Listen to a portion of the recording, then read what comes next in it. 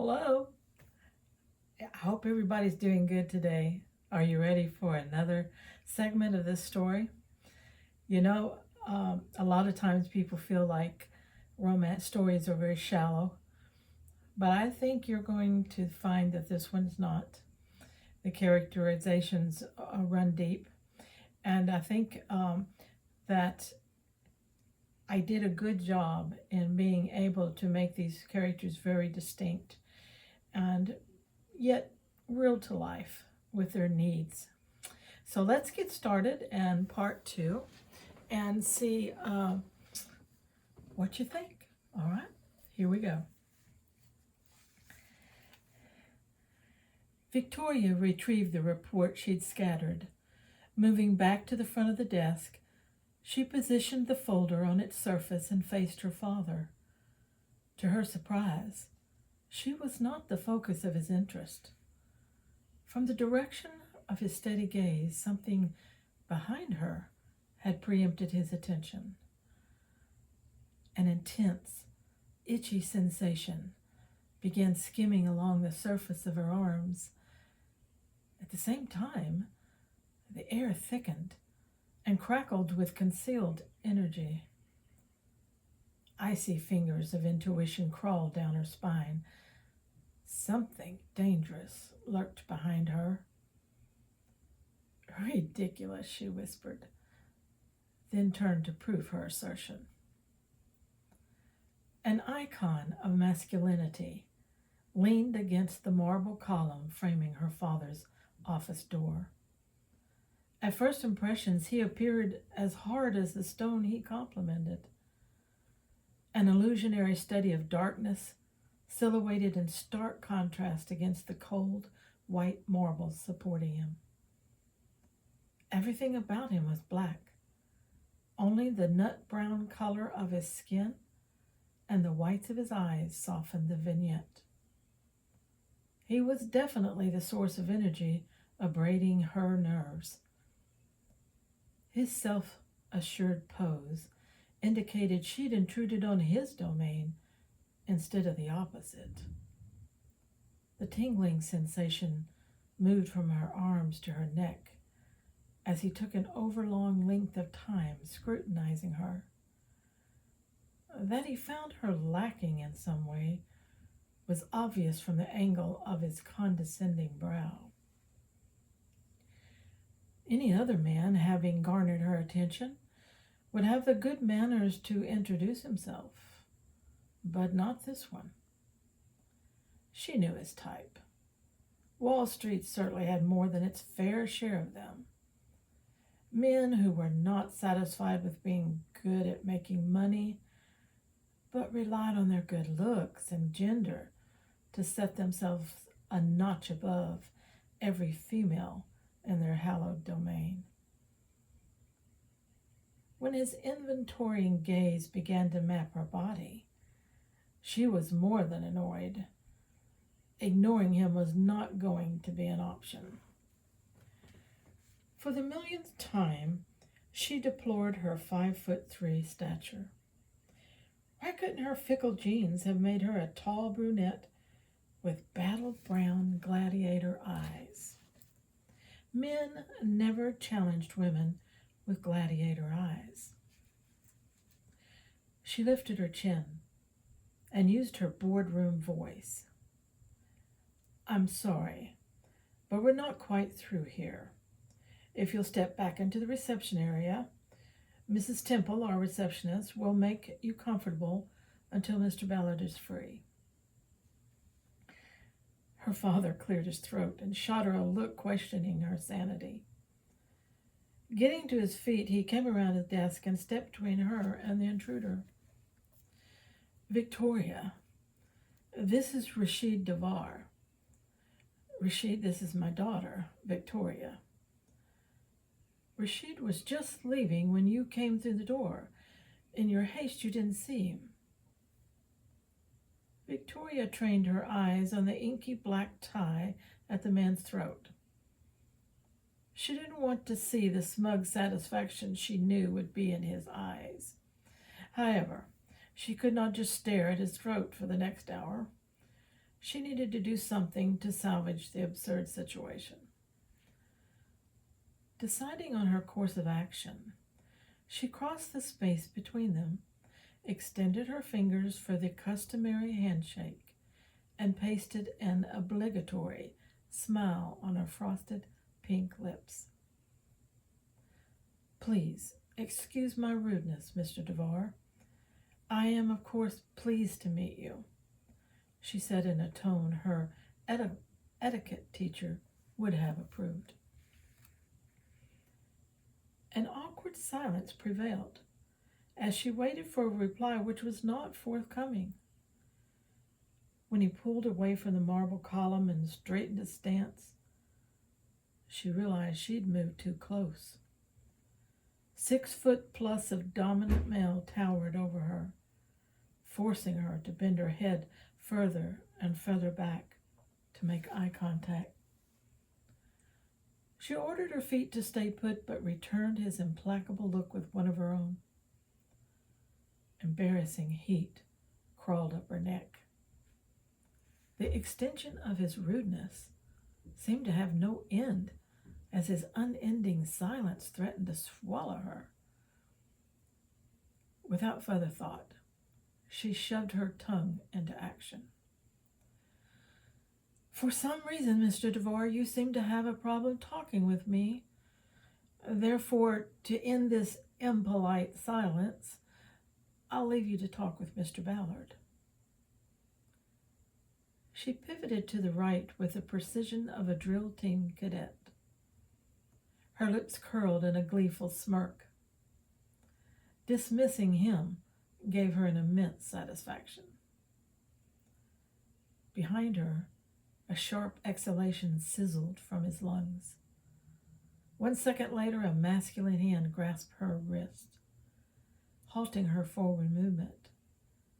His fingers drew her around until they stood positioned toe-to-toe. The enforced nearness violated her space, sending her entire body into intruder alert. Her heart pounded against her chest. Lungs which worked perfectly moments ago now refused to fill with air. Her usual talent for articulation vanished. Then she smelled him. Her nostrils flared, assailed by an unfamiliar, spice-tinged aroma. He definitely didn't smell like any of her male associates. Not unpleasant, just different. She risked a quick glance upward. He was all angles, lines, valleys, and summits. When combined, they created a stunning and mesmeric vista. Not a thought she usually entertained about men, but there was no other way to describe tall, dark, and perfect. Shaken, she darted her eyes to the right and focused on the decorative molding framing the artwork on the wall behind him. Another slight tug, and she stood an inch closer. His imperious action demanded her undivided attention. Antagonism simmered in her blood as she abandoned the molding and gave him what he wanted. She intended to singe his arrogance with her derision. Instead, the compelling warmth of his smile confused her battle plan. In his eyes, tiny amber flecks floated in ebony irises that beckoned her into their warmth. She followed their invitation, going still and compliant under his hand. All at once, the amber flecks flared with blazing intensity as his gaze sank into the depth of her unguarded eyes. He breached her most shielded and intimate places without mercy or repentance. Like a specimen laid bare for inspection, she was helpless to prevent his appraisal. He leaned his upper body toward her, abruptly freeing her from his entrapping gaze. The moist heat of his breath caressed her cheek. His voice, smooth as black velvet, stroked her ear. An angry woman is one who begs for a man's attention.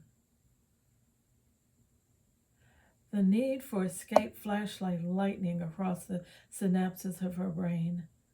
This time she yanked her arm back with more force, but unrelenting fingers refused her release. "Let go of my arm, please."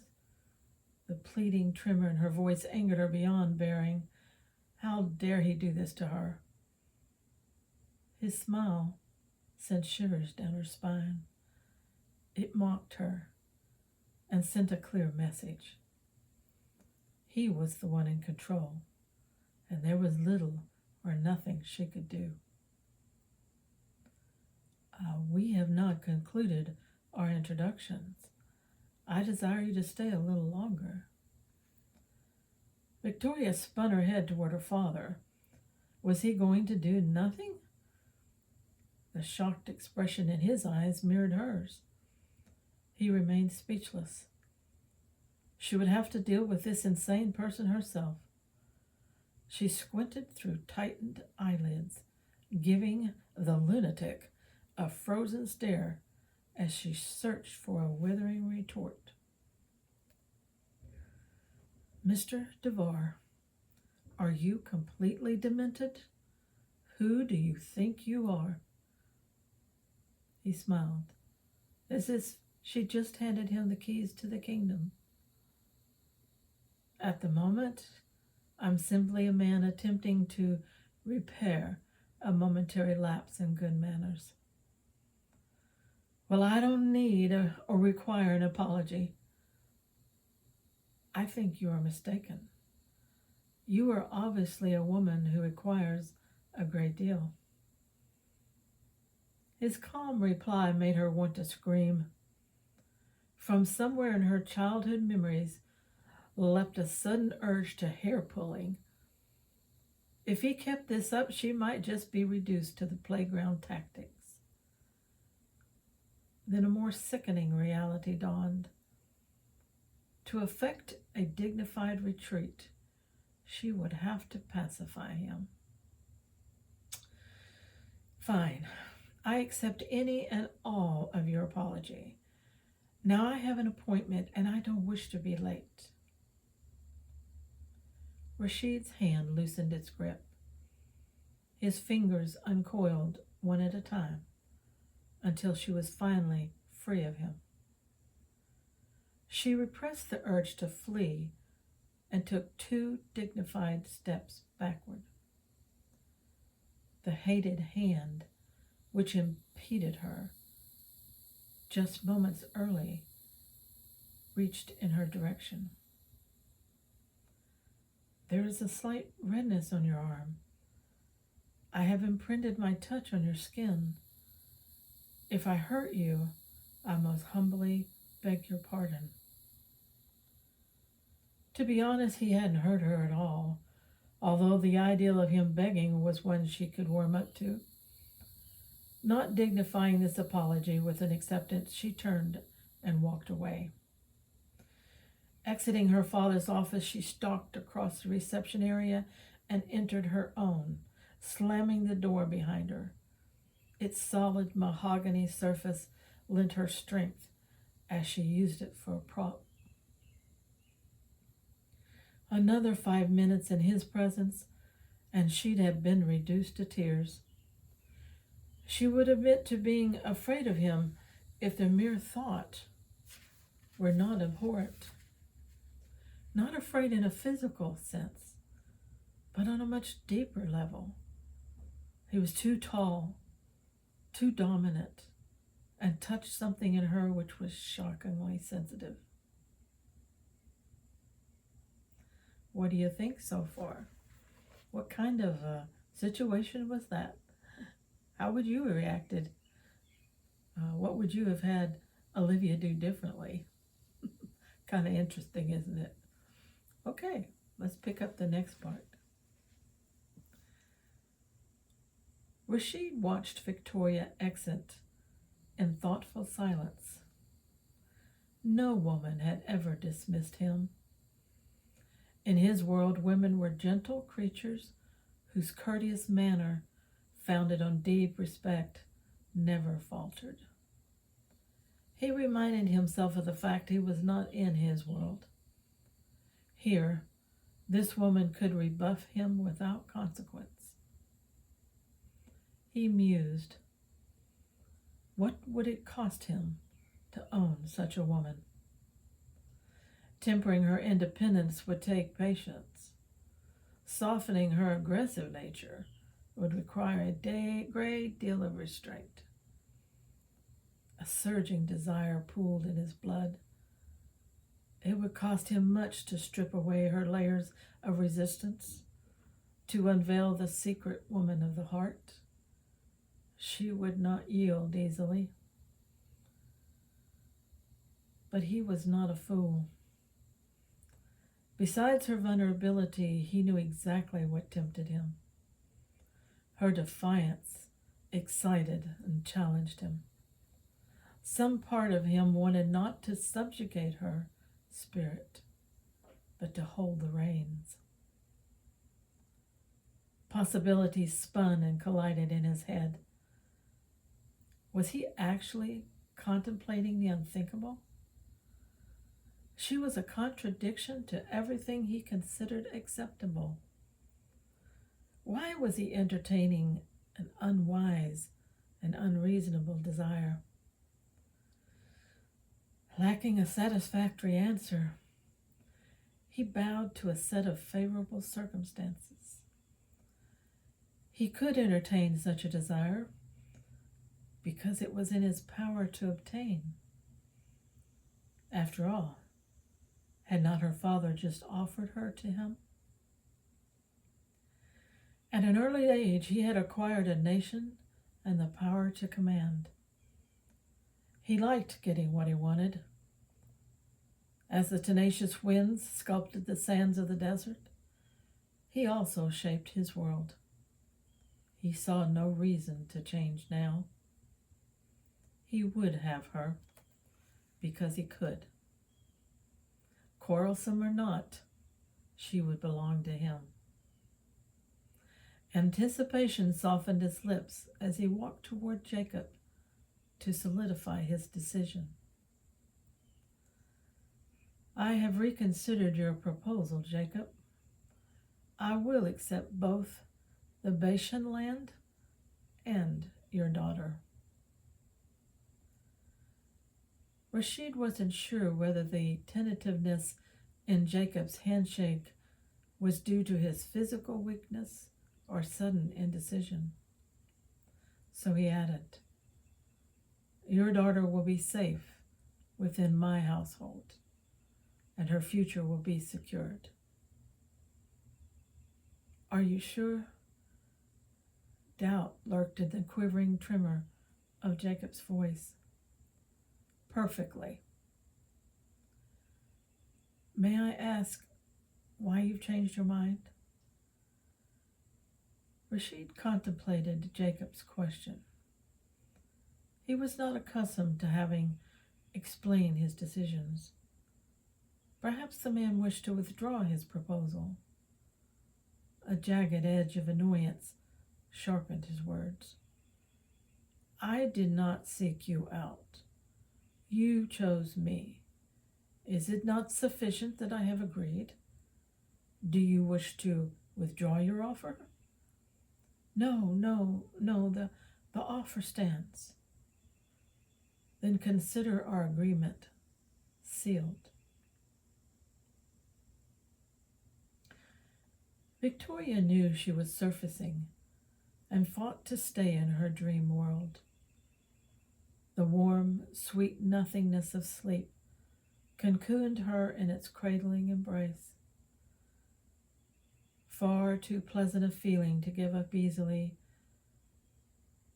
she inchingly opened one eye.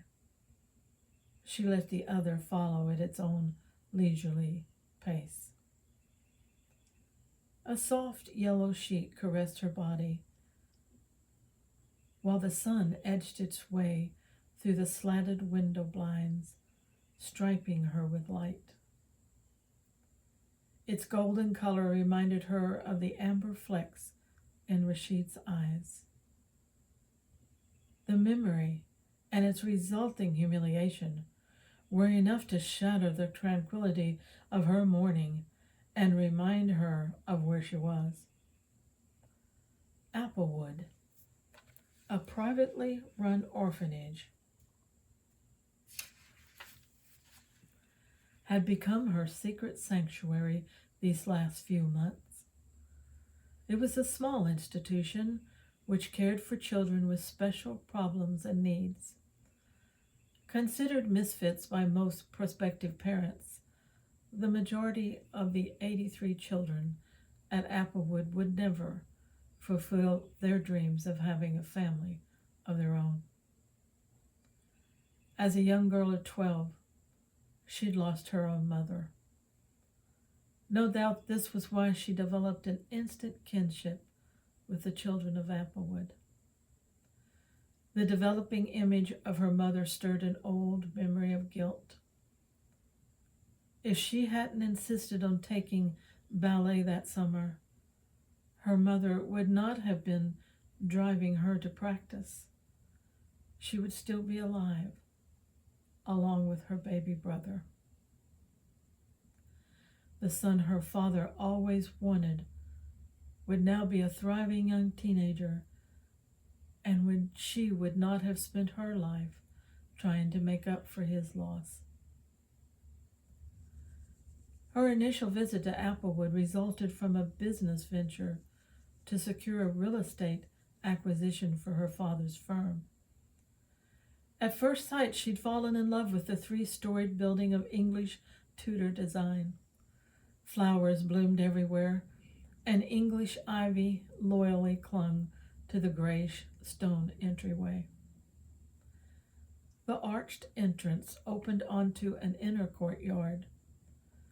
Vestiges of what was once a formal garden still lurked in rows of boxed hedges. Swings, slides, and a network of brightly colored tunnels now fill the spaces between shade trees and beds of peonies and gardenias. On her first visit, she'd been making her way through the deserted playground when a child's voice caught her attention. Searching for its owner, she found a little girl about 4 or 5 years of age sitting under a gnarled apple tree wearing denim overalls, covered with bits of leaves and grass clippings. Cradled in her small hands were 2 ladybugs. In a tear-filled voice, she shared her sorrow with her little companions. "Miss Vicky say you muff stay here. I tried, but she say you cannot sleep in my bed. You must go home to your family." Victoria remembered the little girl placing each ladybug on a single blade of grass. Then, with a soft nudge, she encouraged them to move. When they didn't cooperate, she crossed her arms and waited. Only the quivering of her bottom lip was at odds with her patient vigilance. After several minutes passed, the 2 little bugs lifted their wings and flew away. The true measure of the child's grief rang in her whispered words. "Where's my family when I go home?" Those words triggered a remembered pain in Victoria and a yearning for comfort long unfulfilled. Her unguarded heart leapt to bond with the precious child. Before she could make her presence known, another voice, a woman's, called to the little girl. Tally, as she was named, rolled onto her stomach and pushed herself to her knees, exposing the braces encasing her little legs. With considerable awkwardness, she stood and shuffled out of sight. Victoria didn't pursue the property deal her father wanted. The world could certainly do without another shopping mall. In fact, she was probably Applewood's biggest financial supporter. Over the last 6 months, a growing attachment to 4 of its 83 children kept drawing her back like a magnet. Surprised and baffled by the strength of her affection, she decided to keep this part of her life completely private. No one, including her best friend and her father, knew of her involvement with Applewood and its children. The sound of scampering feet ended her moody reflections. Applewood was waking up. The enticing smell of cinnamon reminded her stomach of the supper she'd missed the night before. Sliding her feet to the floor, she headed for the shower. The steamy water did its job, easing away the tension in her body and washing hurtful memories from her mind. She entered the dining room to find the room empty except for Mr. Tryon, one of the janitors. She gave him a warm smile as he greeted her. "Morning, Miss Ballard. Expect you're wondering where the children are." "Yes, aren't they usually here at this time?" "Sure are. They'd be about halfway through them cinnamon rolls by now," he chuckled. "Can't say as I blame them." The man's voice trailed away, as if losing himself in thoughts of hot, sweet, butter-drenched cinnamon rolls. Her stomach voiced its agreement in a low, hungry rumble. "You'll find them out on the back lawn, Miss Ballard. Today is what they call their green day, so they're eating with the trees and grass and such."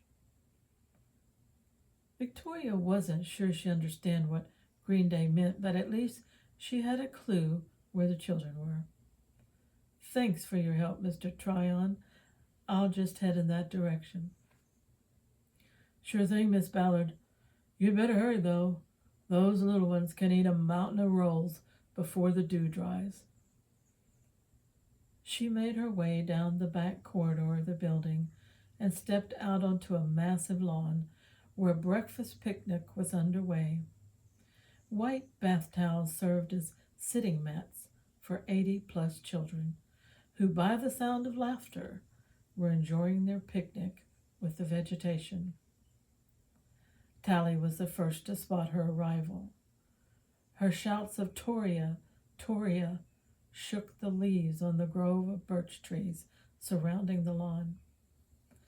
Victoria knelt to receive the hugs she'd become accustomed to, giving back squeeze for squeeze until the little girl, sufficiently cuddled, pulled back. By then she had attracted a circle of other children wanting to share in the hugging ceremony. As much as she wanted breakfast, she knew these children had a more important hunger, which needed satisfying first. Reaching out, she filled her arms with their little bodies. "Come now, children," said Applewood's headmistress, Mrs. Stratton. "Give Miss Victoria a little air. You're going to hug her to death." The children squealed in delight as Mrs. Stratton's joke and scampered back to their towels and breakfast. "I think you might be safe now, Miss Ballard. Let me help you up." Victoria took the woman's outstretched hand. Despite her advanced age and silver hair, she was sturdy and vibrant as the stately birch trees guarding the lawn's perimeter. With a robust tug, Victoria was pulled to her feet. I noticed you had signed in last night, and I know you'd be looking for some breakfast sooner or later. Come over by the gazebo. We have some chairs set up for us older folks. Victoria followed her hostess to the meditation garden, where 6 other staff members greeted her as they approached. She and Mrs. Stratton filled the last 2 remaining chairs. I've wanted to talk to you, Miss Ballard, and this is a perfect opportunity.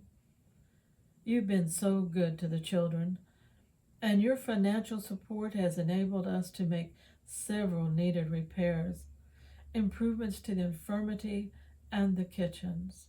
We are very grateful. I am happy to do what I can.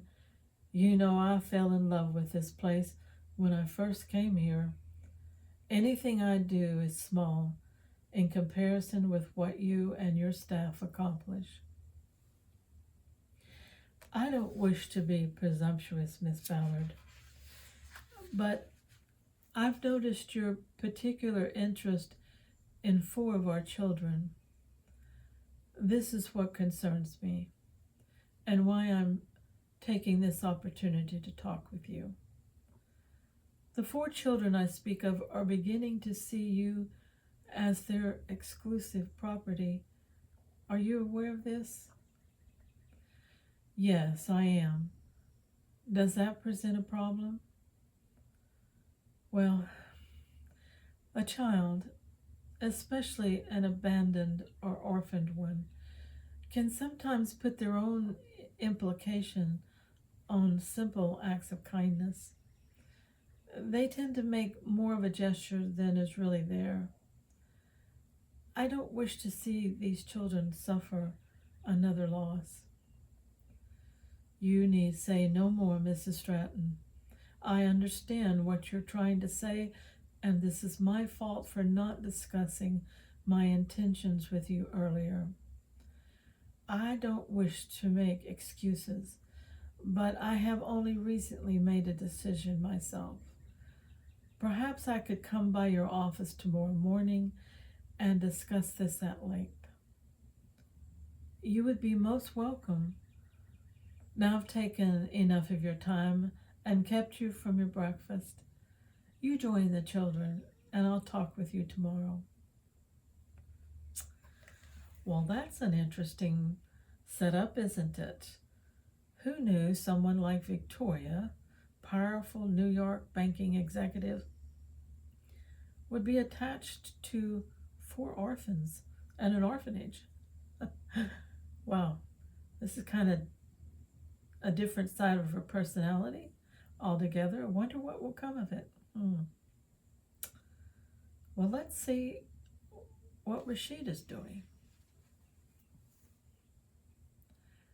Rashid concentrated on controlling the powerful compilation of metal and technology beneath his hands as he piloted his jet several thousand feet over the Mediterranean.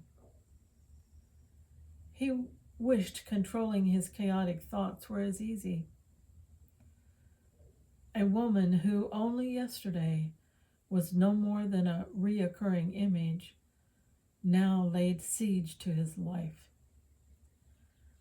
She had not lowered her eyes in seductive enticement nor submission, nor tipped the corners of her mouth with sweet, sensuous encouragement.